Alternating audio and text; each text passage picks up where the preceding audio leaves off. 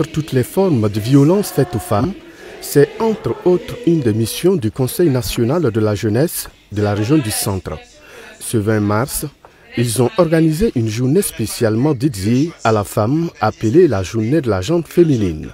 À cet effet, une communication sur les mutilations génitales féminines et un dépistage du cancer du col de l'utérus et du cancer des seins ont été faits, le tout sur le thème « Mutilation génitale féminine, causes et conséquences sur la santé de la femme et de la jeune fille ». L'idée d'organiser une telle journée est venue parce qu'on a fait un constat au niveau de la région du Centre. On voit très bien que c'est la région capitale, mais le constat reste toujours amer. Et les pratiques néfastes contre l'épanouissement de la femme sont assez fréquentes, surtout dans les communes rurales et surtout même à Ouagadougou, ici dans certains quartiers, où des familles continuent toujours de pratiquer des mutilations génitales féminines.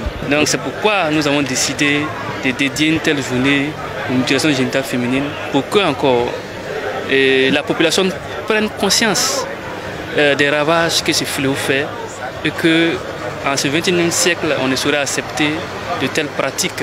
Nous avons remarqué que la femme, qui est la partie la plus importante, qui représente le nombre le plus important de notre population, subit beaucoup de violences, surtout les mutilations génitales, voilà, ce qui est un frein à son épanouissement. Donc, une femme qui n'est pas épanouie aussi au foyer ne peut pas être épanouie socialement. De ce fait, nous avons décidé d'apporter notre petite contribution à l'éradication de ce phénomène. Le président de cette journée, qui n'est autre que le gouverneur de la région du Centre, salue cette idée du Conseil régional des jeunes qui est de penser à l'autre moitié du ciel. L'avenir de chaque pays repose sur la jeunesse.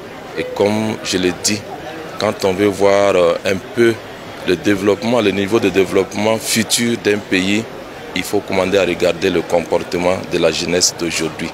C'est pour cela que nous invitons la jeunesse effectivement à avoir un comportement citoyen responsable.